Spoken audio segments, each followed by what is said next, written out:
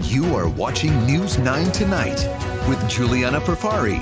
Thank you for joining us. I'm Julianna Furfari. It was an active night in Hopedale after a neighbor located dynamite in a house here on 5th Street. Rich, we are live in Brooke County where we have 22 of 22 precincts reported, including those early voters. Election Day 2020 is just 3 weeks away. Early voting is already underway, but help is still needed right here in Jefferson County. Then they took a rock just like this one, tossing it right through that glass door. Now here at 6 o'clock, if you take a look, traffic backups, not so much, at least not in this area, but slick conditions, definitely. There is quite a bit of precipitation and snow on the roadways. We are getting some reports of weather-related accidents throughout the region. Now, part of the issue is the type of snow this is. This is wet and heavy snow, maybe good for building a snowman, but not good for driving. On snow days when you were a kid, did you wake up waiting for your school to make the call? Or did you wait for a snowbird alert? If school was canceled, it meant a day of sledding, snow angels, and maybe even snowball fights. But now virtual learning is threatening those snow days that many have come to love.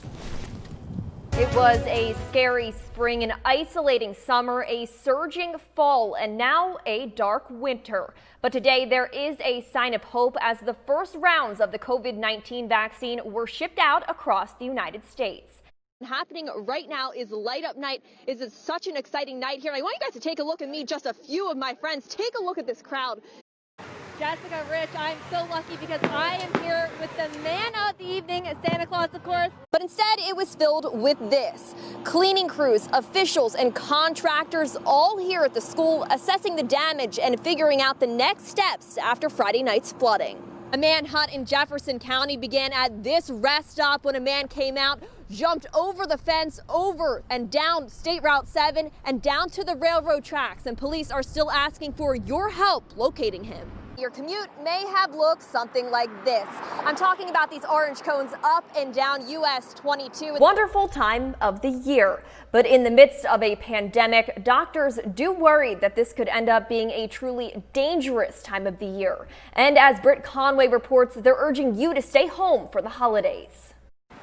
A day on the water turned tragic here at Tappan Lake when the body of a 70-year-old man was recovered around 3:30 this afternoon.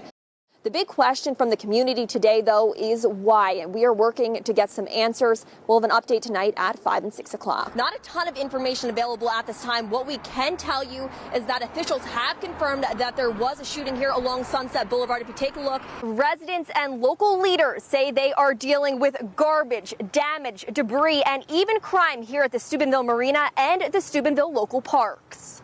If you are heading outside tonight, you definitely want to grab your water bottles because it is hot. You know the saying, the show must go on. A little rain this afternoon is not slowing things down tonight here at the fort. I'm here with the president of Historic Fort Steuben, Jerry Barilla. And while tonight's event is being held, things will look a lot different. Now, if you're coming down, you must follow the rules. Now, let's talk about them. They are posted here when you come in, and they're posted throughout. School parking lots across the state of Ohio are empty, and now they will be for quite some time. It's a type of training that does not come around every day. We're here with local fire departments, and News 9 is taking you into the fire.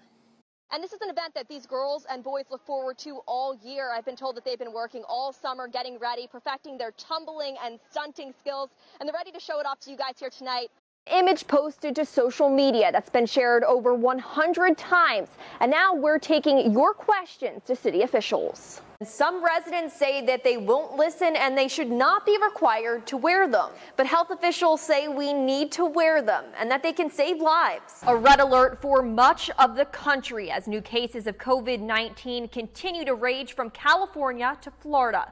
It's our top story tonight. Thanks for joining us. I'm Julianna Furfari. It was a violent morning here in Steubenville. These two incidents following the string of 3 shootings that happened over the weekend that left 1 dead and others injured. A community is pleading for the violence to end following another 2 shootings Thursday morning in Steubenville. Unfortunately, when things of this nature happen, sometimes surrounding areas or other people say that, they'll go to Steubenville, that's a bad place to be. And that's further from the truth. We are a good community, and I don't want to have the good people being taken down because of things that are happening. The first of Thursday morning shootings took place on Pennsylvania Avenue around 9 a.m., where one man was struck by gunfire. He is in stable condition, and police are tracking down leads in connection to this incident. The second shots fired call happened in the south end of town at the intersection of 5th and 6th Street, just less than an hour later. Officials say a man shot into a group of people from a moving vehicle. Stuck his arm out and shot 2 rounds at people. People were running. But the important thing from this, we had citizens that called the police, gave information. That person was later caught by police at a hotel in Weirton. City Manager Jim Mavromatis says that those calls, even if they are anonymous, are the difference between catching a criminal and not. These shootings come after 3 that happened over the weekend, one of which killed a 24-year-old girl. Police are still looking for help identifying suspects. The people that were there, please call the police. You don't have to give them your name. While the community grieves, many are left with questions about safety. What is your message to the community members that are scared and concerned? Well, questions you need to ask yourself. What are my children doing out at 12:30 at night, 1:30 at night, 4:30 in the morning? With the 2 shootings on Thursday morning happening during daylight, some parents called News 9 about their concerns as students return to the classroom. We took those questions to Mavromatis. You did mention, though, you did have your 2 ones this morning in the 9 o'clock hour. So as we are getting closer to the school year beginning, there's some parents that are concerned their kids are going to be maybe walking to school in some areas. Do they have to be concerned? What is your message to them? Well, my message is take your kids to school and drop them off if you can. You may not have transportation and they have to walk. A lot of children in the downtown area do walk to school. But again, watch where they're going.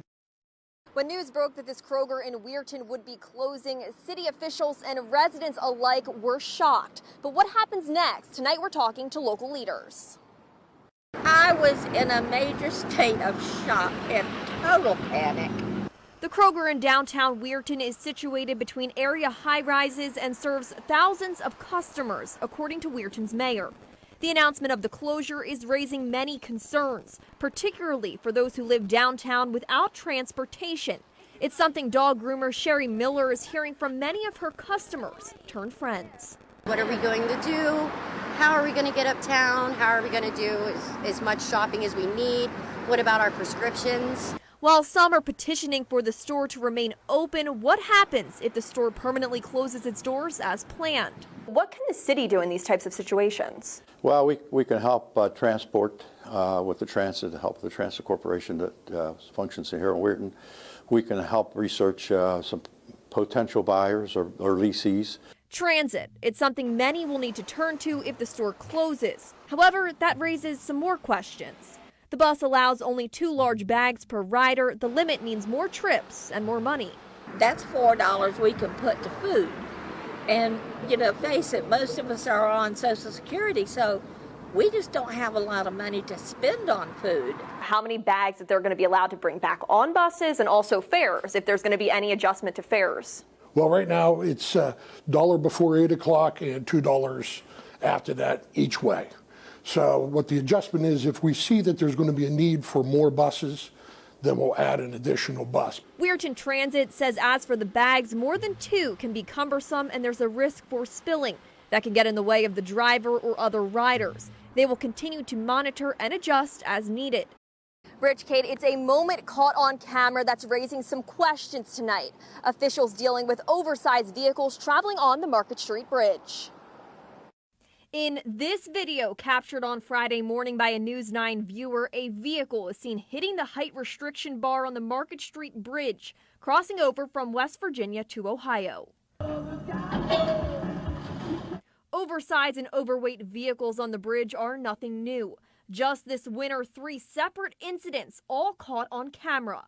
Brooke County officials are reiterating what they have said in the past. Yes, it's a shame. That they want to see steps taken to protect the structure. The county cannot put up that signage, so we've been going through the regular steps through the Department of Highways trying to request that. As for Friday night's incident, it went unreported until this video was circulated, raising questions over how many oversized vehicles pass over that bridge that are not ever reported. Does this raise concerns that a lot of maybe those vehicles are going over and there's a lot we don't even know about? I'm sure that there are. I'm sure that there are more vehicles than we know about. The footage that was sent in just so happened to be on a dash camera, which not a lot of people have. So, no, I'm positive that there is more than we know about. News 9 asked West Virginia Department of Transportation District Engineer Tony Clark that same question. He said that most cases are reported, and each time that happens, their crews inspect the bridge. As for the vehicle on Friday's incident, Clark says that although the vehicle is tall, it is not large in terms of weight, but the bridge will be looked at regardless. Brooke County apartment building making waves on social media as neighbors and residents share horror stories from within. According to documents from the Brooke County Assessor's Office, the owner hasn't paid taxes since 2017 and owes $3,000 on what some call the nuisance next door. It's the Facebook post that got shared over 1,000 times and sparked up conversations about 2401 Charles Street in Wellsburg. I was appalled, and then to find out that it was actually a friend of mine that lived in the apartment complex that I've known for 40 years, I got sickened. The video shows what appears to be bed bugs littering an apartment and has left a community itching for answers. Are they transporting it to the stores, to the schools? I really don't know. People are scared to death around here. It's a building that dealt with their fair share of problems in the past. What we've run into right now is a problem with bed bugs, and that just scares the dickens out of everybody, and they are there. This time, the problem is arguably much harder to deal with. My fears is that they're going to start tearing out or cleaning out the apartments, and people are going to be throwing away their rubbish and their garbage, and that the bed bugs are going to be spreading to my home. While the Brooke County Health Department released a statement saying they have no authority over the private living conditions, they also stated that the CDC has identified the bugs as a nuisance and not a health threat, but the city is still taking action. But the city is going to have to work on this, and it could turn into a nightmare. City manager Stephen Magushchak said they were told by the owner of the property that the bugs started in one apartment. They claim they treated that apartment and then they spread. Now, the city has sent a notice giving the owner 30 days to fix the problem, in addition to receipts from the exterminator. If it's not abated within the time limit, then we would have to first make sure the occupants are safe. Secondly, we would have to abate the property or eradicate the nuisance. Neighbors say they want solutions to the headaches that they have been dealing with for years. That's my only hope at this point, is to get it condemned, get it treated, get it tore down. Magushchak says that they will follow up and make sure the entire building is treated. Meanwhile, the property has been added to a tax sale that will be taking place on November 13th at 10 a.m. The property will be open to bids, and if no one bids and the money isn't paid back, the property will be sold to the state. We reached out to the property owner and property manager and have not heard back at this time. Reporting in Wellsburg for News 9, I'm Julianna Furfari. Brooke County School District is facing the prospect of being millions of dollars in debt just 1 year after voters passed a levy to provide financial support to the district. Voters overwhelmingly approved a levy last February aimed at raising nearly $7.8 million a year, which amounts to about 1/4 of the district's budget. The levy funds were earmarked for items such as enhancements in the area of health, safety, and security, instructional materials and activities, providers of service, and renovation and construction costs. The biggest amount going to pay for supplements and stipends for professional and service personnel, along with covering professional costs and benefits for those employees. The price tag, over $5.1 million. Of the nearly $7.8 million would go solely to the salary supplements and stipends. During a Brooke County Board of Education meeting in October of 2018, then Superintendent Tony Paisano Shute addressed the distribution of funds in the proposed levy, including the $5,000 stipends for the 407 professional and service personnel. It's certainly not all used on our professionals in service. It's money for our children and our programs. So in the worksheet, looking at this kind of allotment, we still have the money to do the programs we want for our students. So, if we can do everything we want for our students, and do 5,000? Absolutely. We held a meeting in October where we were presented with a levy. We asked if the numbers made sense. We were told that they did. At its November 19th, 2018 meeting, the board approved holding a special election for a 5-year excess levy in February 2019. This board tried to do the right thing based off of the information that it had. The information that it was given was incorrect. Fast forward to now, a year later, and those numbers aren't adding up. What does it mean to taxpayers? If everything was paid out as promised, Brooke County schools would be millions of dollars over budget each year for the next 5 years. Those promises were in a letter titled 12-Hour Supplement sent to teachers and service personnel, detailing what they needed to do to collect the supplement. Employees who completed the requirement would receive a separate $2,500 check prior to the November 10th and May 10th payroll dates. We would be at almost $11 million a year for the entire amount of the levy, and that exceeds what we can have by about $3.2 million. According to a Board of Education handout, the levy calculations were made using comps from the prior fiscal year, with no consideration given to the loss of enrollment. There are now 149 less students than when the levy was originally presented. The loss of enrollment means less state funding and puts the county 80 positions over what the state would fund. The bill for fiscal year 2020 checks in at nearly over $7.8 million alone for employee compensation and benefits. That's $28,532 over the total amount collected through the levy, without any funding going to the other 4 areas in the levy: health, safety and security, instructional materials, service providers, and construction costs. So people are going to be angry and they're going to be upset. What is your response to that? I understand they're angry. They have every right to be angry. I'm also angry. This board relied on information that was given to us. The numbers were not correct. Now we're left trying to straighten out what we can, and I promise you we are doing everything we can to correct the situation. The next Brooke County Board of Education meeting is tonight at 6 o'clock. Reporting on this Target 9 investigation, I'm Julianna Furfari.